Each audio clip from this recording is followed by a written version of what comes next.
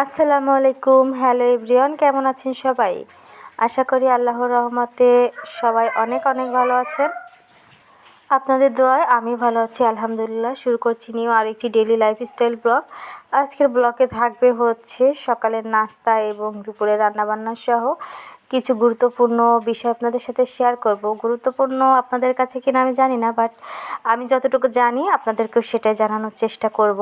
মানে হচ্ছে গতকাল আন্দোলনে পরে, বিজয় আসার পরে যে ভাঙচুর, যে সমস্যাগুলো হয়েছে আমাদের যে বাসায় আমি থাকি একদম বাসার পাশেই, তো সেগুলোই হচ্ছে একটু ভিডিও করেছিলাম আপনাদের সাথে, সেগুলো শেয়ার করব।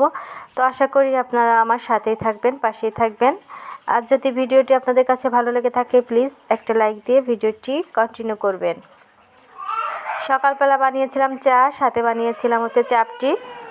সকালে নাস্তা শেষ করে চলে যাব দুপুরে রান্নাবান্না করার জন্য। তো রান্নাবান্না করার জন্য আগেই হচ্ছে সব কিছু কেটে কুটে আমি গুছিয়ে নিব, যেটা করলে রান্নাটা একটু বেশি সহজ হয়ে যায়। একটু বুদ্ধি খাটিয়ে কাজ করলে না কাজগুলো কিন্তু সহজ হয়ে যায়।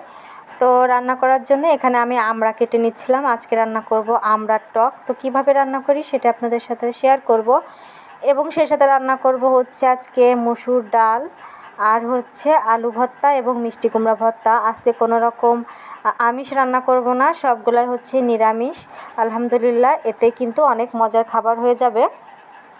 আর বিশেষ করে ভর্তা আইটেম থাকলে তো মানে কথাই নাই। তো আমি হচ্ছে আমড়াগুলো ছিলে নিচ্ছিলাম। আমড়াগুলো ছিলে তারপর হচ্ছে আমি সব কিছু একবারে হচ্ছে প্রিপারেশন নিয়ে নিব রান্নার। তো যেটা বলছিলাম, গতকাল বিকালবেলা আমি নেটে ছিলাম, কখন হচ্ছে খবরটা পাবো যে গণভবনের দিকে ছাত্ররা যাচ্ছে। হঠাৎ করে খবর পেলাম যে বাংলাদেশ স্বাধীন, পদত্যাগ করেছেন এবং চলে গেছেন। এই খবরটা আমি নেটে দেখে ভীষণ খুশি হয়েছি। আমিও একটা পোস্ট করেছি। তো পোস্ট করে হচ্ছে আমার তখন খুব ঘুম পাচ্ছিল, কেমন যেন একটা শান্তি শান্তি লাগছিল। কিন্তু তখন তো আমি আসলেই জানি না যে কি অশান্তি চারপাশটায় শুরু হয়ে গেছে। যে আমি যে ঘরে থাকি, আমার ঘর থেকে না বাইরে যদি আমাকে কেউ ডাকে একদমই শুনতে পাই না, একদম ভিতরের দিকে আমাদের রুমটা। তো ওই মুহূর্তে বাইরে কি হয়ে যাচ্ছে আমি কিছুই জানি না। আমি কিন্তু ঘুমিয়ে গিয়েছিলাম 1 ঘন্টা 1.5 ঘন্টার মতো, বাবুকে নিয়ে বাইরে বের হইনি, ঘুমিয়েছিলাম অথবা ফোনেই ছিলাম, এরকম কিছু। কিন্তু বাইরে কি হচ্ছে সেটা একদমই টের পাইনি। অথচ বাইরে যে কত কিছু হয়ে গিয়েছে সেটা আমি পরে জেনে খুবই আফসোস করলাম, সামনে থেকে কোনো কিছুই দেখতে পেলাম না। তো তারপরে হচ্ছে আপনাদের সাথে শেয়ার করব, আমি যে বাসাটায় থাকি আমাদের বাসার একদম পরের যে বাসাটা, সেই বাসায় থাকে হচ্ছে একজন আওয়ামী লীগের নেতা, এবং আমাদের বাসার অপোজিটে আরও একটা বাসা না 2টা বাসা পরে আরও একজন নেতা থাকে। তো এই জায়গাটা হচ্ছে আওয়ামী লীগের দখলে ছিল। এখন যেহেতু শেখ হাসিনা পলায়ন করেছে এবং বিষয়টা এত তাড়াতাড়ি ঘটে গিয়েছে মানুষ কল্পনাও করতে পারে না। ঝামেলায় পড়ে গিয়েছে হচ্ছে রেখে যাওয়া সেই আওয়ামী লীগের সব ছোটোখাটো বড় সব নেতাগুলো, এবং তাদেরকে যে কী অবস্থা করে ফেললো কিছু মুহূর্তের জন্য বিএনপিরা, তা সেটা বলার বাহিরে। খুবই খারাপ লাগছে। যতই হোক আমরা হাসিনাকে চাই না, কিন্তু সেই সাথে সাধারণ মানুষও কিন্তু অনেক মারা গিয়েছে। আমরা তো যশোর থাকি, যশোর আমাদের বাসা থেকে তো বেশি দূরে নাই, রিকশায় করে গেলে হচ্ছে 5 থেকে 6 মিনিট লাগে।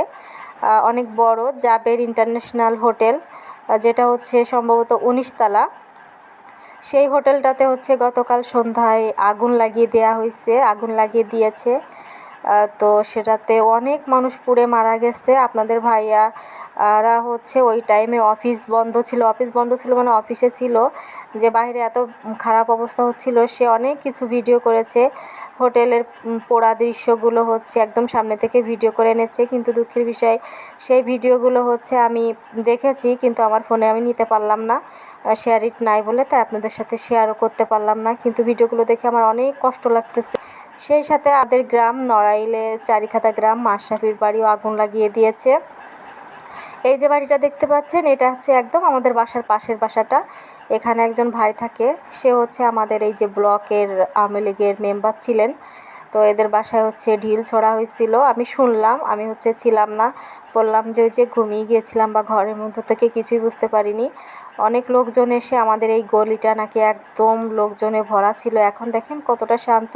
আমি আজ দুপুরে হচ্ছে ভিডিওটা করতেছিলাম, আপনাদের সাথে কথাগুলো শেয়ার করব দেখে। আর এই তো আমাদের বাসা, এটা হচ্ছে আমরা থাকি এই বাসাতে ভাড়া, এবং আমরা এই বাসাতে থাকি। এই বাসায় এই লাইন দিয়ে এরপরে 2টা বাড়ি পরে হচ্ছে এখানে আরও একজন বড় নেতা থাকেন।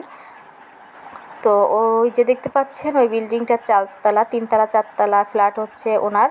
তো ওনারা তো 2-3 দিন আগেই পলায়ন করেছে। প্রায় ওনাকে নিয়ে মাঝে মাঝে এখানে বিডিআর পুলিশ আসে, মাঝে মাঝে খুবই ভয় লাগে। উনি প্রায় মাঝে মাঝে পলাতক থাকতেন, নেতা কথা হলে যেটা হয় আর কি।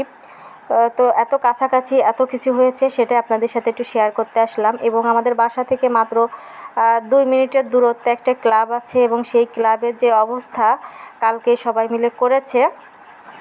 তো আমি আজকে হচ্ছে সেটার কিছু ভিডিও নমুনা নিয়ে আসলাম। কালকে অবস্থা আরও খারাপ ছিল, আজকে তো মোটামুটি একটু গোছানো দেখলাম, তারপরে ভিডিও করে নিয়ে এসেছি আপনাদের সাথে হচ্ছে শেয়ার করার জন্য। এটা হচ্ছে সেই ক্লাব, আওয়ামী লীগের ক্লাব। এই ক্লাবে একদিন আমার আসা হয়েছে।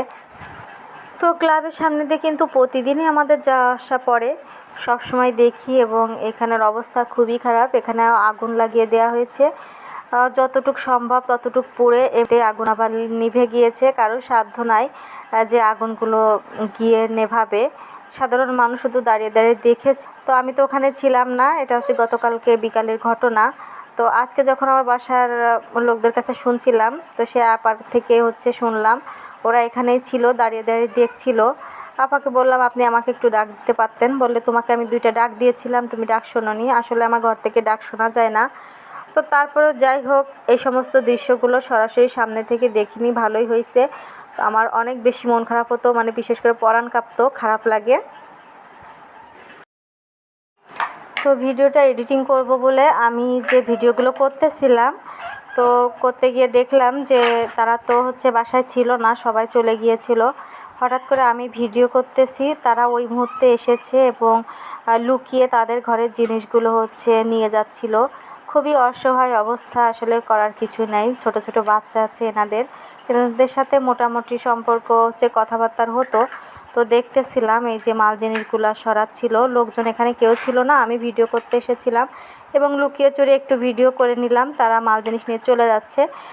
তো সবাই ভালো থাকবেন, সুস্থ থাকবেন। ভিডিওটি কেমন লেগেছে কমেন্ট করে জানাবেন। দেখা হবে নতুন কোনো ভিডিওর সাথে। আল্লাহ হাফেজ।